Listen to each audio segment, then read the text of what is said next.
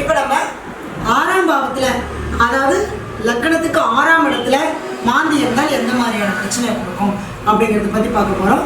இந்த வீடியோவை முழுசாக ஸ்கிப் பண்ணாமல் பாருங்கள். ஏன்னா இது பரிகாரம் அப்படிங்கிறது நான் கடைசியில் தான் சொல்லியிருக்கேன். இதை உங்களுக்கு தேவைகள் இல்லை, எனக்கு 6ஆம் பாவத்தில் மாந்தி இல்லை அப்படின்னு இதை பார்த்துட்டு நீங்கள் விட்டுற வேண்டாம். நிறைய பேர்த்துக்கு ஷேர் பண்ணும்போது யாருக்கா ஒருத்தருக்கு 2 பேர்த்துக்காவது இது பலன் கொடுக்கும். இதை பார்த்துட்டு அவங்க இந்த பரிகாரத்தை செய்யும்போது என்னென்னா, அவங்க செய்யக்கூடிய பரிகாரத்தின் மூலமாக கிடைக்கக்கூடிய பலன்களில் 1% உங்களுக்கு சேரும். அதனால் கண்டிப்பாக நீங்கள் நிறைய பேர்த்துக்கு ஷேர் பண்ணுங்கள், சரிங்களா? ஃபஸ்ட்டு 6ஆம் பாவத்தில் மாந்தி இருந்தால் என்ன பண்ணும்? கடன், நோய், வழக்கு, பிரச்சனைகளை ஃபஸ்ட்டு கொடுக்கும். என்ன கொடுக்கும்? 6ஆம் பாவனாலே முதல்ல வேலைக்கு போக முடியாதுங்க. வேலை இருந்தாலும் அந்த வேலையில் நிம்மதியாக வேலை செய்ய முடியாது. ஒவ்வொருத்தரும் சொல்லுவாங்க, எனக்கு நல்ல சம்பளங்க, நல்ல கம்பெனி என்னை பார்த்துக்கிறாங்க, ஆனால் எனக்கு மனம் போய் அந்த வேலையில் ஒட்ட மாட்டேங்குது. என்னால் அந்த இடத்துல வேலை செய்ய முடியல. எல்லாரும் எனக்கு சப்போர்ட் பண்ணுற மாதிரி தான் இருக்கு, ஆனால் என்னால் அந்த இடத்துல வேலையை என் மனசை நிலைப்படுத்தி என்னால் செய்ய முடியல. ஏன்? 6ஆம் பாவத்தில் மாந்தி இருந்தால் கண்டிப்பாக அந்த வேலை செய்கிற இடத்துல வேலையில் ஒரு மனம் ஈடுபடும். முதல்ல வேலை கிடைக்கிறதுக்கே போராட்டமாக இருக்கும். அப்படியே ஏதாவது ஒரு கிரக வலிமை இருந்துச்சு, கண்டிப்பாக வேலை கிடைச்சிச்சுன்னா அந்த வேலை இவங்களாம் ரிசைன்மெண்ட் வந்துடும். இல்லது வேலையாட்கள், இவங்க ஒரு கம்பெனி வச்சுருக்காங்க, வேலையாட்கள் எப்பவுமே ஏதாவது ஒரு பிரச்சனை கொடுத்துட்டே இருப்பாங்க. வேலையாட்கள் அமையாது. நான் நிறைய சம்பளம் கொடுக்கறதுக்கு ரெடியாக இருக்கேன், ஆனால் வேலையை வர மாட்டேங்கிறேன். எல்லாமே நான் ஆர்டர் எடுத்து வச்சுருக்கேன், ஆனால் வேலையாள் இருந்தால் நான் ஆர்டர் செஞ்சுருவேன். ஏன்? அந்த ஆர்டர் மாற்றிருந்தால் வேலையாட்கள் அமையாது. வேலைக்கு வர்றவங்க முதலாளி ஆயிடுவாங்க, நம்மளை போட்டு வச்சு எடுத்துருவாங்க, பணத்தை வாங்கி போயிடுவாங்க. கூப்பிட்டா நாளைக்கு வரேன்னு அந்த வேலையாட்கள் செய்யக்கூடிய நீங்கள் கொடுக்குற வேலையை அவங்களால கரெக்டாக பண்ண முடியாது. அதுக்கான சூழ்நிலையை அவங்களுக்கு கொண்டு விட்டுரும். ஏன்னா நம்மளுடைய கர்மா. அடுத்தது கடன் வாங்கிட்டீங்கன்னா முடிஞ்சுங்க, அவ்வளோதான். அந்த கடனாலேயே நிறைய பேர் பார்த்தீங்கன்னா கடனால் தற்கொலை பண்ணிட்டாங்கன்னு சொல்லுவாங்க. இந்த கடன் டார்ச்சர், அந்த தாங்க முடியாமல் அந்த மரணத்தை நோக்கி பயணிக்கக்கூடிய ஒரு வாய்ப்பு, அந்த மாதிரியான ஒரு எண்ணங்களை. அப்போ அந்த 6ஆம் இடத்துல மாந்தி இருந்து அந்த கடன் பிரச்சனையை அதிகப்படுத்தி கொடுக்கும். அதே மாதிரி எதிரி, நம்ம யாருக்கு எந்த கெடுதலும் நினைக்க மாட்டோம், நம்ம யாருக்கு எதுவும் சொல்லவும் மாட்டோம், யாருக்கு எந்த துரோகமும் செய்ய மாட்டோம், ஆனால் நம்மளை பார்த்தாலே எதிரியை நினைப்பாங்க. நீங்கள் ஒரு ஆஃபீஸில் இருக்கீங்கன்னு வச்சுங்களேன், நீங்கள் நீதி நேர்மையாக கரெக்டாக இருப்பீங்க.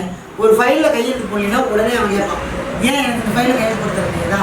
இவ்வளோ ஃப்ரெண்டாக இருக்கேன், இவ்வளோ எனக்கு நல்லா தெரிஞ்சவனா இருக்கேன், அது எப்படிப்பா நான் செய்யக்கூடிய வேலைக்கும் அதுக்கு உடன்பாடு இல்லை அப்படின்னா உடனே அவன் எதிரி. அப்புறம் இவ்வளோ தூரம் நான் சொல்கிறேன், இவ்வளோ தூரம் நான் இது பண்ணுறேன், எனக்கு அதை செஞ்சு தர மாட்டேங்கிறேன். அப்போ நாம் கரெக்டாக நம்ம வேலை செஞ்சுட்டு இருந்தாலும் நமக்கு என்ன பண்ணுவாங்க? எதிரிகள் புதுசாக உருவாகிட்டே இருப்பாங்க. அப்போ அந்த எதிரினால நமக்கு என்னவா இருக்கும்? மனம் வலிக்கும், மன வருத்தத்தை கொடுக்கும். இதெல்லாம் இந்த பிரச்சனையை கொடுக்கறது இந்த 6ஆம் இடத்துல மாந்தி இருந்தால். அடுத்தது நோய். ஏதாவது ஒரு நோய், வயிறு சம்மந்தப்பட்ட பிரச்சனை, இல்லை ஏதாவது உடம்புல நோயை கொண்டு போய் அதுக்காக ஆஸ்பத்திரிக்கு செலவு பண்ணுறது. ஏன் அப்படின்னா உங்களுடைய கர்மாவே நோயினால கடனாகும். அப்படின்னா ஒன்றுமே இருக்காது. ஒரு நாள் திடீர்னு ஒரு வயிறு வலி, ஆஸ்பத்திரி போவீங்க, ஸ்கேன் எடுப்பீங்க, அதை பண்ணுவீங்க, இதை பண்ணுவீங்க, 10,000 ரூபா செலவு பண்ணிடுவீங்க. கடைசியில் டாக்டர் ஒன்றுமே இல்லைம்மா நீ வீட்டுக்கு போ. ஏங்க 10,000 ரூபா செலவு பண்ணிக்கிற, காலையிலேருந்து ஒரு மாத்திரையோட கொடுக்க மாட்டீங்களா? ஏமா நல்லா இருக்கிற உடம்புக்கு எதுக்குமா மாத்திரை? அந்த மாதிரி அந்த எதுவுமே இல்லாத அந்த வலியை கொடுத்து அதன் மூலமா என்ன பண்ணுங்க? நம்மளை கடன்காரராக்குறது. இதுதான் நம்மளுடைய வேலை, சரிங்களா? அடுத்தது 6ஆம் பாவத்தில் மாந்தி இருந்தால் மாமன் உறவு சரியா இருக்கு. மாமன் உறவு நம்மளுக்கு சப்போர்ட்டாக இருக்க மாட்டாங்க. இது எல்லாமே நம்மளுடைய கர்மாவினோட அடிப்படையில் செயல்படக்கூடிய ஒரு விஷயம், சரிங்களா? அதே மாதிரி நம்ம செய்யக்கூடிய வேலையில் வருமானம் வராது, அந்த வேலையே செய்ய முடியாது. அப்படியே மீறி வேலை செஞ்சாலும் என்னவா இருக்கும்? அந்த எதிரி போராடி கடைசியில் வெற்றி. கஷ்டப்பட்டு கிடைக்கும். எப்போ இந்த அதாவது இங்கேருந்து ஒரு ஊருக்கு போகணும்னா ஈஸியாக போகிறது ஒரு 2 கிலோமீட்டருக்கு போயிடலாம். ஆனால் நம்ம என்ன பண்ண வைக்கும்? சுத்த விட்டு 6 கிலோமீட்டர் 7 கிலோமீட்டர் போய் அதுக்கப்புறம் போவோம். அந்த மாதிரி ஈஸியாக கிடைக்கக்கூடிய வெற்றியை இப்படி வாங்காமல் இப்படி சுற்றி வாங்குற மாதிரி இருக்கும். அதுதான் இந்த 6ஆம் இடத்துல இருக்கக்கூடிய மாந்தி செய்யக்கூடிய வேலை. ஆனால் மன தைரியம் இருக்கும், துணிச்சல் இருக்கும், போராடுவாங்க. இந்த போராட்டமாகவே இருக்கும். அடுத்தது கணவன் மனைவி உறவு கண்டிப்பாக கருத்து வேறுபாடு வந்துக்கிட்டே இருக்கும்.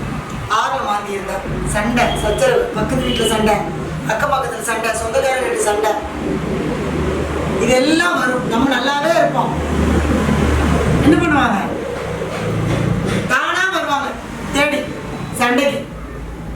அப்போ அந்த இடத்துல நமக்கு அந்த பாதிப்புகளை கொடுத்துக்கிட்டே இருக்கும். சரிங்களா? சரி, 6ஆம் பாவத்தில் மாந்தி இருந்தால் இதெல்லாம் இருக்கும்னு சொல்லியாச்சு. இதை நிவர்த்தி பண்ணுறதுக்கான பரிகாரம் என்ன அப்படின்னு நீங்கள் கேட்குறீங்க. இதுக்கு பரிகாரம் என்னென்னா, முதல் ஸ்டெப், 6ஆம் பாவங்கிறது வேலையாட்கள். உங்களோட வேலை செய்கிறவங்க வீட்டில் ஏதாவது ஒரு பெரிய காரியமோ அல்லது உங்ககிட்ட வேலை செய்கிறவங்க இல்லாதப்பட்டவங்க இருக்காங்க இல்லையா, அவங்க வீட்டில் ஒரு பெரிய காரியம் ஆயிடுச்சுன்னா அந்த கர்ம காரியங்களுக்கு நீங்கள் உதவி செய்யணும்.